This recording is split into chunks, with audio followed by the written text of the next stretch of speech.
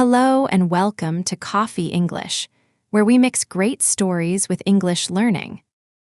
Today, we are going to learn about a very powerful way to remember things.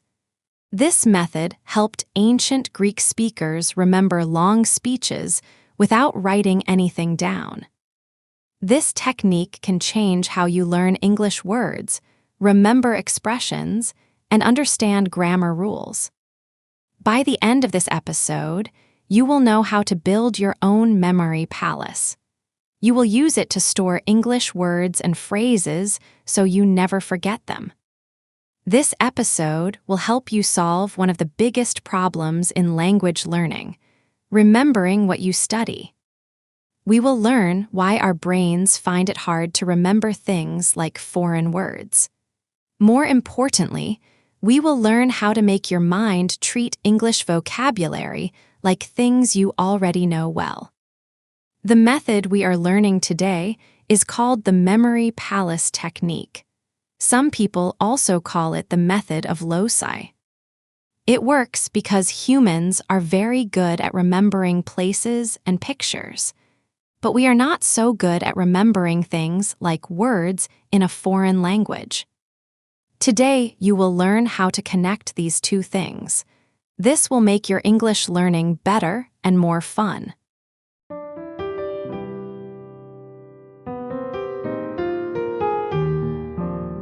Imagine you are walking through your childhood home.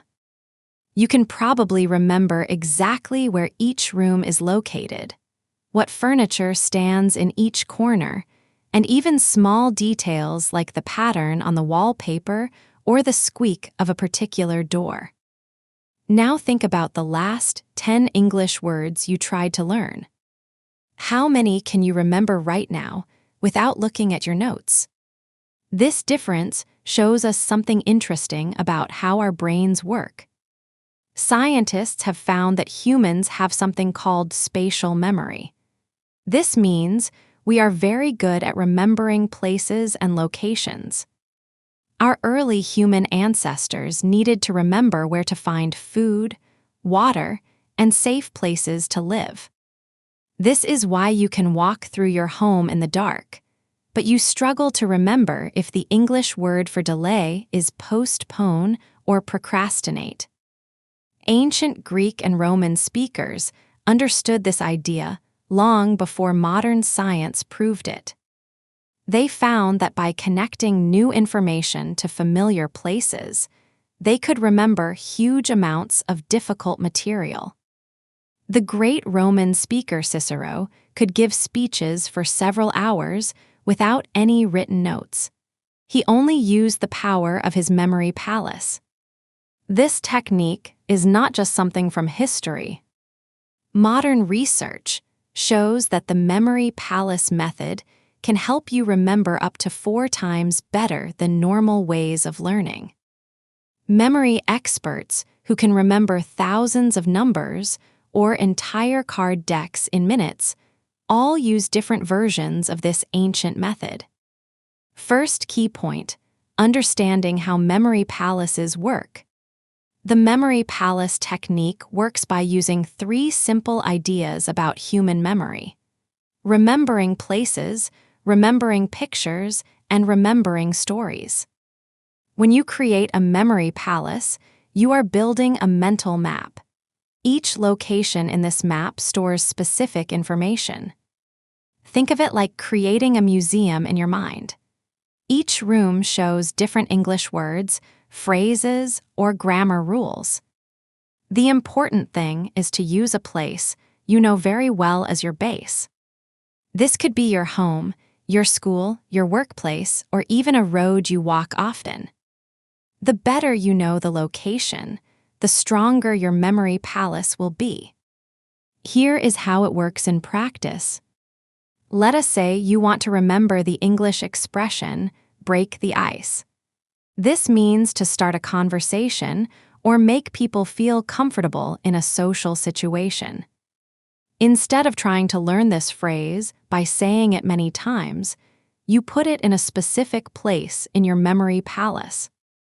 You might imagine yourself walking into your kitchen and seeing a huge block of ice on the table. In your mental picture, you take a hammer and actually break the ice into pieces. As you do this, you imagine people around you starting to laugh and talk more freely. This visual scene connects the real meaning of breaking ice with the expression meaning of making people comfortable. This is much more powerful than just repeating.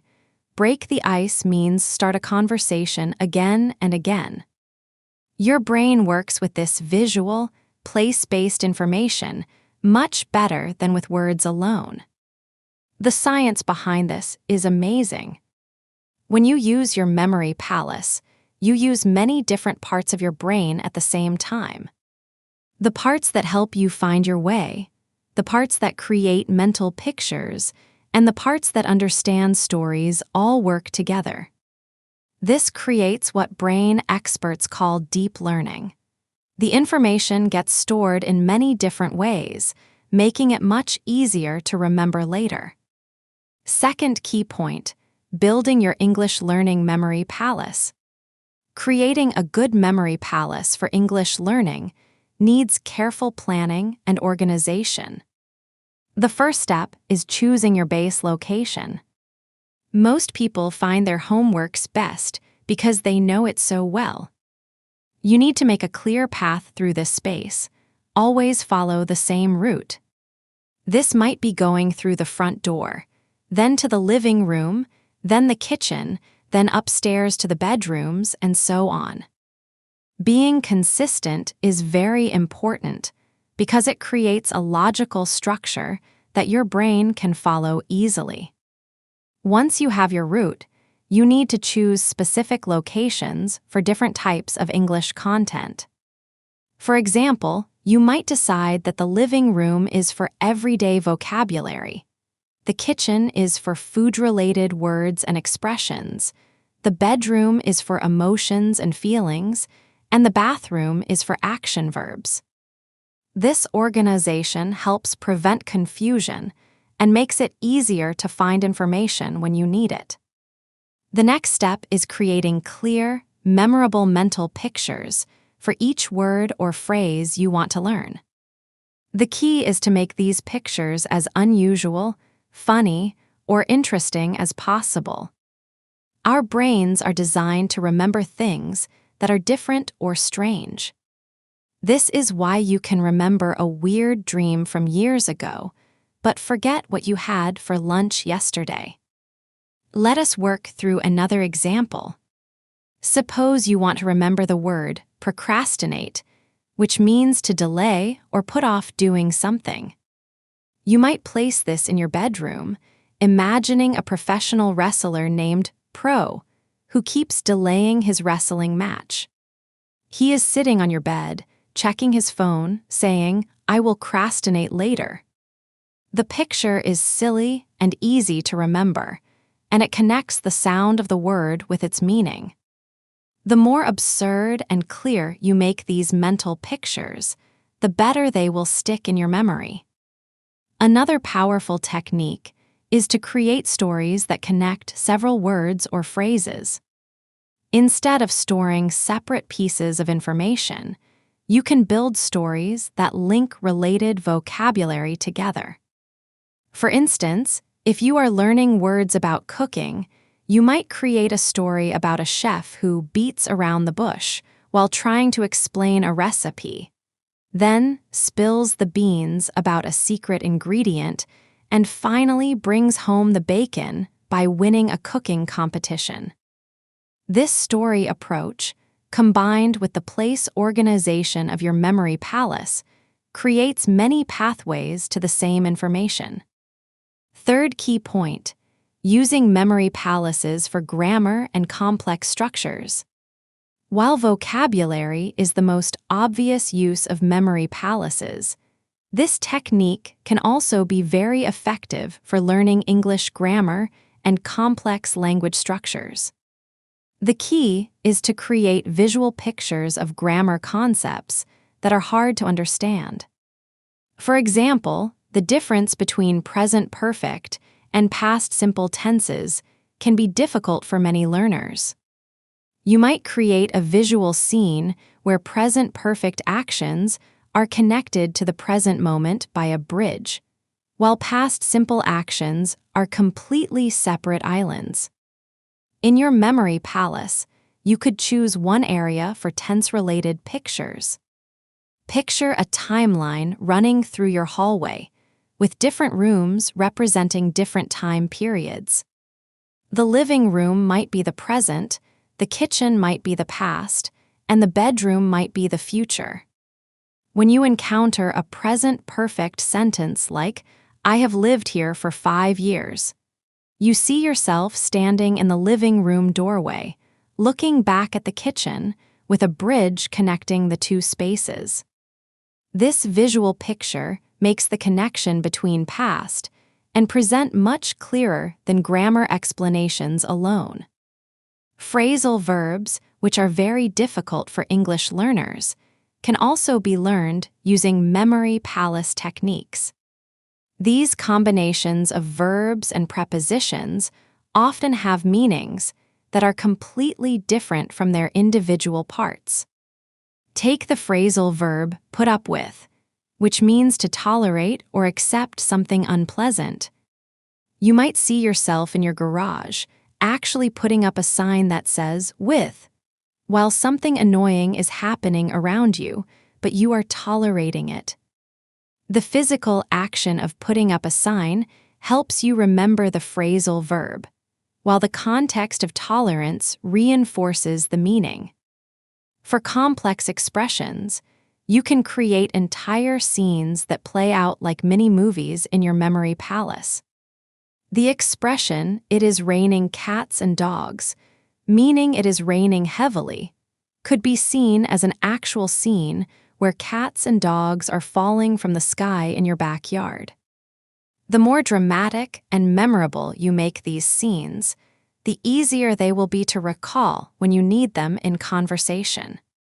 Fourth key point, practical use and daily practice. The most important part of using memory palaces for English learning is regular practice and slowly building it up. Like any skill, this technique becomes better the more you use it. Start small by choosing just 5 to 10 words or phrases to place in your memory palace.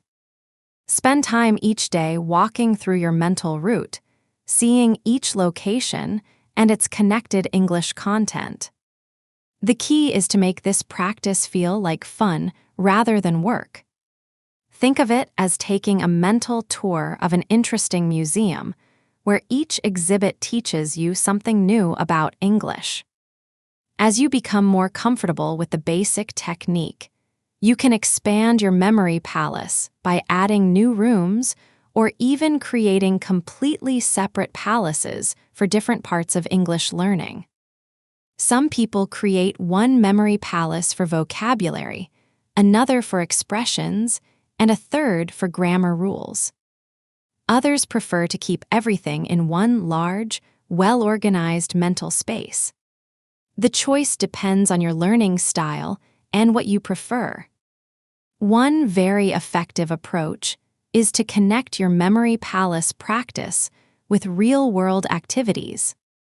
When you meet a new English word or phrase in conversation, reading, or watching something, immediately decide where it belongs in your memory palace and create a clear mental picture for it. This real-time use helps strengthen the connection between the technique and practical language use. Review is very important, but should be done in a specific way. Instead of just repeating words, walk through your memory palace regularly, seeing each location and its contents. If you find that certain pictures are becoming unclear or hard to remember, this is a sign that you need to make them more clear or unusual. The goal is to create such strong mental pictures that they become automatic. When someone mentions breaking the ice, you should immediately see your kitchen scene without thinking about it. This level of automaticity is what separates truly fluent speakers from those who are still translating in their heads. Memory palaces also work very well for preparing for specific situations. If you know you will be attending a business meeting, you can create a special temporary memory palace with all the relevant vocabulary and phrases you might need. If you are planning to travel, you can build a travel-specific memory palace with useful expressions and vocabulary for airports, hotels, and restaurants. This targeted approach ensures that you have the right words available when you need them most. In each episode, I love sharing a useful phrase that connects to our topic, and today I want to give you something truly special. Our phrase of the day is commit to memory. This expression means to memorize something thoroughly and permanently. It is perfect for our discussion about memory palaces because it emphasizes the deep, lasting nature of what we are trying to achieve. When you commit something to memory, you are not just temporarily storing it for a test. You are making it a permanent part of your mental library. The phrase comes from the idea of making a commitment, a promise that you will not forget. Here are 2 examples of how to use this phrase naturally. Before smartphones, people had to commit important phone numbers to memory. This shows how the phrase is used when talking about memorizing practical information. Great actors commit their entire scripts to memory weeks before opening night. This example demonstrates how the phrase is used in professional contexts where perfect recall is essential. The beautiful thing about this phrase is that it captures exactly what we are trying to do with our memory palaces. We are not just learning English words and phrases temporarily. We are committing them to memory so deeply that they become part of our natural language ability. When you use memory palace techniques consistently, you truly commit vocabulary to memory in a way that makes it impossible to forget. So, let us remember the key ideas we have explored today. First, our brains are naturally designed to remember places and pictures much better than things like foreign words. Second, memory palaces work by connecting new English vocabulary and grammar to familiar locations in our minds. Third, the technique becomes more powerful when we create clear, unusual, and interesting mental pictures. Fourth, regular practice and slowly building up are essential for creating a truly effective memory palace system. The memory palace method is not just about memorization. It is about changing how your brain processes and stores English language information. When you commit vocabulary to memory using these techniques, you are building brain pathways that make language recall automatic and effortless. This is how you move from thinking about English to thinking in English. I encourage you to start building your own memory palace today. Choose a familiar location, select 5 English words or phrases you want to master, and create vivid mental images for each one. Walk through your mental route several times, and notice how much easier it becomes to remember these words compared to traditional memorization methods. If you found today's episode helpful, please give it a thumbs up and share it with other English learners who might benefit from these techniques. Your support helps us continue creating content that makes English learning more effective and enjoyable. Do not forget to subscribe to Coffee English for more episodes that combine fascinating insights with practical language learning strategies. We have many more ancient secrets and modern techniques to explore together. Thank you for joining me on this journey through the ancient art of memory palaces. Remember, every great English speaker was once a beginner who refused to give up. Your memory palace is waiting to be built, and your English fluency is waiting to be unlocked. Until next time, keep practicing, keep growing, and keep brewing your perfect cup of English learning. This has been Coffee English, where every episode is designed to help you speak with confidence and clarity. Take care, and I will see you in the next episode.